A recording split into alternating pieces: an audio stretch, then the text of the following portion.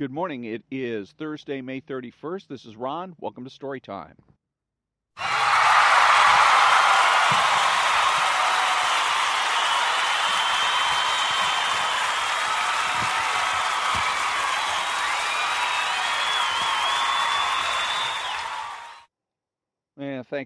Thank you. This is Ron, indeed, your conservative host. As a matter of fact, the only conservative in the United States of America, because I am a conservative because I make the presumption for the status quo, not because I do what the left or the Democrats want me to do, or believe what the Democrats want me to believe. Okay, so today's issue is on the differences in how you would learn it between the left and the right, between conservatives and socialists. In the socialists, basically, learning is done by hitting every pothole in the road, learning by experience, because they deny us. They're very materialistic, and they deny reality. They deny intellect and deny morality, among other things. So there's no real possible way for them to learn intellectually. Normally, you would learn intellectually if you, for instance, if I want to eat ice cream every day and eat it, 3 or 4 meals a day, because it makes me feel good, then I would know intellectually, if I am a person that learns intellectually, that after a certain period of time, that's going to have negative consequences for me. Raise my blood sugar. Maybe I'm going to become a type 2 diabetic. I'm certainly going to gain weight and have other health consequences. So I can know ahead of time that this is going to be a problem and go ahead and take care of that. Change my diet and avoid the problems in the first place. With the left, since they like to do everything on feelings, psychology, the only real way to learn is by hitting every pothole in the road. Um, so, for instance, if you're going to eat ice cream and you do it because it feels good, you continue eating ice cream as long as it feels good. And you only stop when it starts to feel bad, when you have some type of negative consequences, because their attitude is, well, yesterday we knew that ice cream might lead to diabetes and other things. Today, that might not be true. So again, then you're left in a position of having to learn everything by hitting every pothole in the road. It's another good reason to stay away from idealism slash socialism. So when I come back, I'm going to be reading and commenting on something from Rush Limbaugh's radio show, a little clip.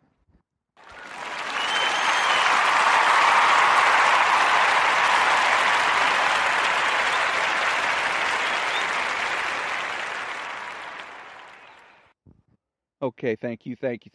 And so I'm going to be reading from a transcript, actually, not a clip, but a transcript from yesterday's Rush Limbaugh radio show.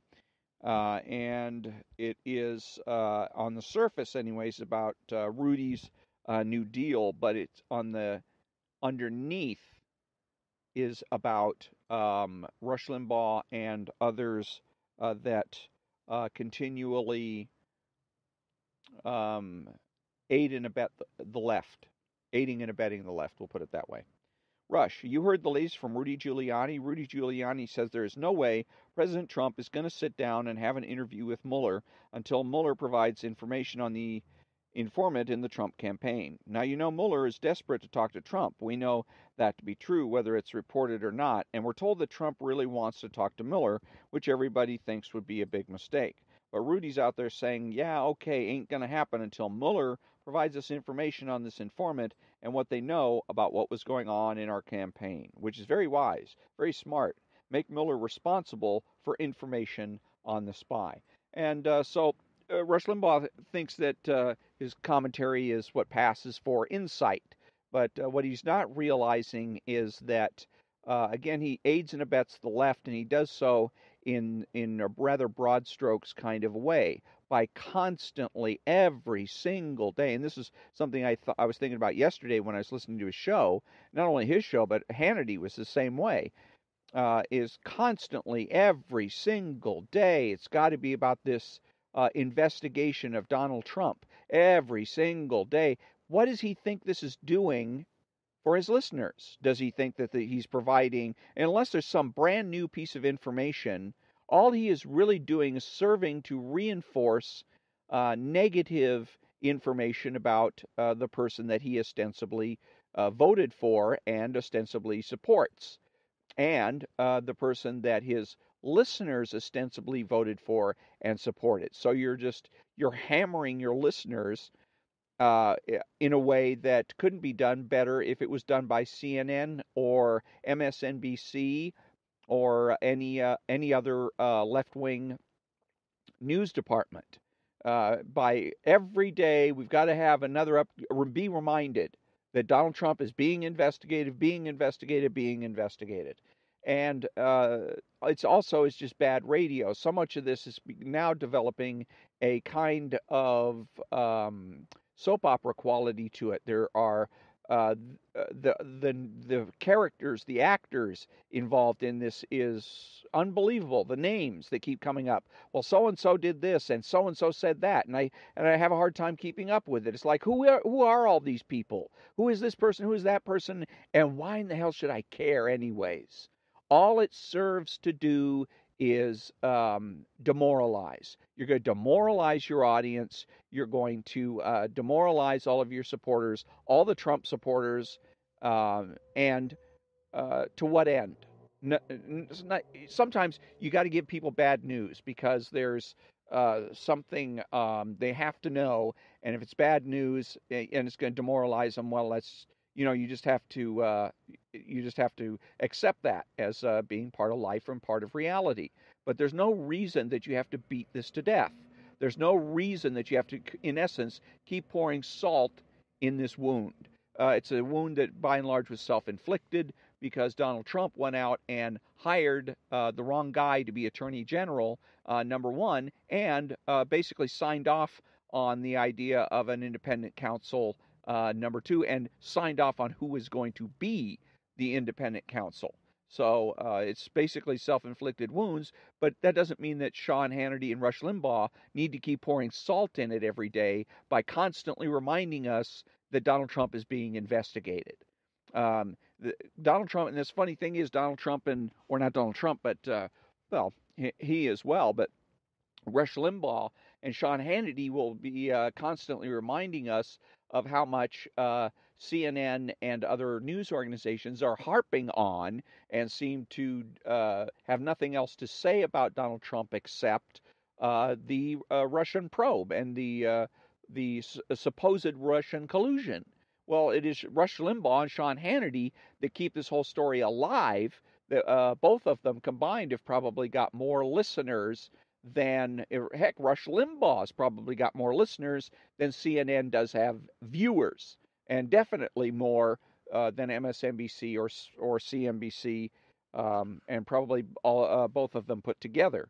So you're aiding and abetting the left by promoting a story that none of your listeners really want to hear about. It's demoralizing, and by promoting the very people that are trying to keep this story alive, CNN and MSNBC, by quoting them, quoting their anchors and their other talk show hosts. So what he should be doing is finding something else to talk about, and there's plenty of other things that he could be discussing. Find something else to talk about, unless there's some really important breaking news. Mueller's getting fired. The secretary, the Department, the Justice Secretary, whatever the heck his title is, decides that he's going to resign, something of that nature. But other than that, let it go. Talk about something else.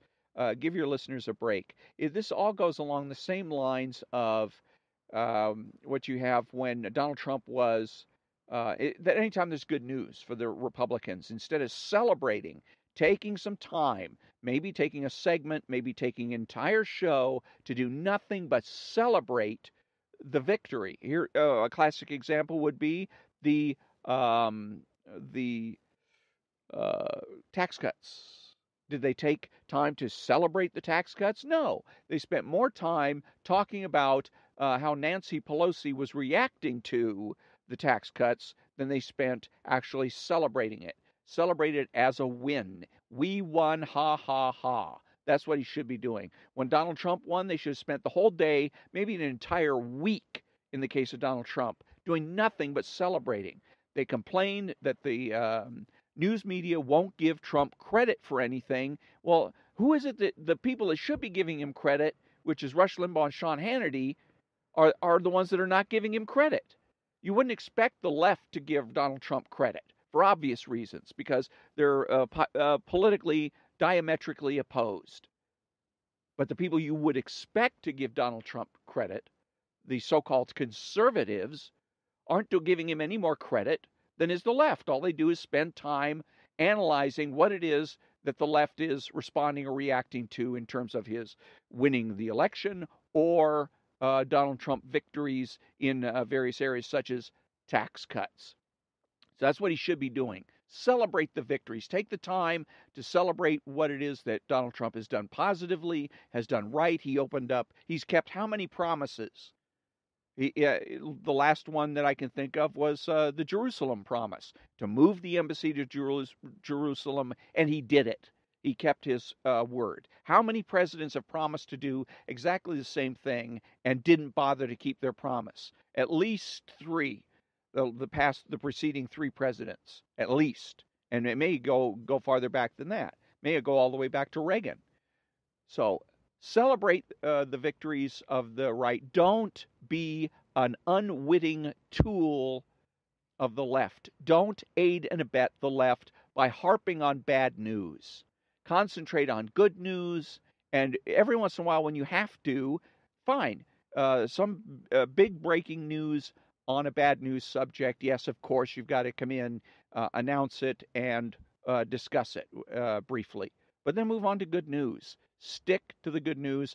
Do the very thing they complain about the mainstream media, and they got to realize they are the mainstream media and start acting like they are the mainstream media. The mainstream media is dying to give up its responsibilities and its authority as mainstream media. It bends over backwards to be dishonest in its reporting, slanted in its reporting, and boldly and openly so.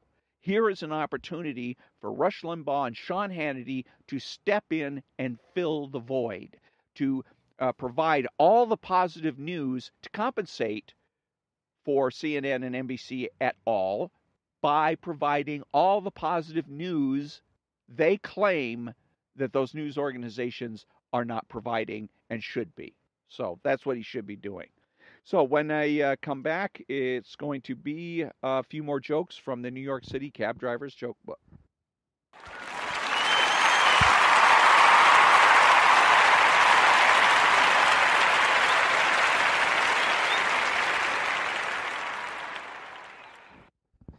And thank you. Welcome back. And so this is we're going to do a couple of more jokes from the New York City Cab Driver's Joke Book by Jim Peach. Jim Peach is an actual New York City cab driver, and so he's been collecting jokes over the years, and so he put them into a book. So let's see. Oh, there we go. Okay, I already did that one. There we go. All right. There's a new commander of a base on the French of a base of the French Foreign Legion, and the captain is showing him around all the buildings. After he's made the rounds, the commander looks at the captain and says, "Wait a minute. You haven't shown me that small blue building over there. What's that for?" The captain says, "Well, sir, you see, there are no women around. Whenever the men feel the need of a woman, they go there and use the camel." "Enough," says the commander in disgust. Well, 2 weeks later, the commander himself starts to feel the need of a woman. He goes to the captain and says, "Tell me something, Captain. Lowering his voice and glancing furtively around, he asks, "Is the camel free any time soon?" The captain says, "Well, let me see." He opens up his book. "Why, yes, sir. The camel's free tomorrow afternoon at 2 o'clock." Commander says, "Put me down." So the next day at 2 o'clock, the commander goes to the little blue building and opens the door. There inside, he finds the cutest camel he's ever seen. Right next to the camel is a little step stool. So he closes the door behind him, puts the step stool directly behind the camel. He stands on the stool, drops his trousers, and begins to have sex with the camel. A minute later, the captain walks in. "Ahem. Begging your pardon, sir," says the captain, "but wouldn't it be wiser to ride the camel into town and find a woman like all the other men?" Why did the Polish man return his necktie? It was too tight. Man is skydiving, enjoying his free fall, when he realizes that he has reached the altitude where he must open his parachute. So he pulls the ripcord, and nothing happens. "No problem," he says to himself, "I have an emergency chute." So he pulls the ripcord in his emergency parachute, and once again, nothing happens. Now the man begins to panic. "What am I going to do?" he thinks. "I'm a goner." But just then he sees a man flying up from the earth toward him. He can't figure out where this man is coming from or what he's doing, but he says to himself, "Maybe he can help me. If he can't, then I'm done for." When the man gets close enough to him, the skydiver cups his hands and shouts down, "Hey, do you know anything about parachutes?" The man coming up cups his hands and calls back, "No. Do you know anything about gas stoves?" And with that, I have to bid you adieu and call to a close this episode of Story Time. I thank you for joining me, and until next time, have a great day.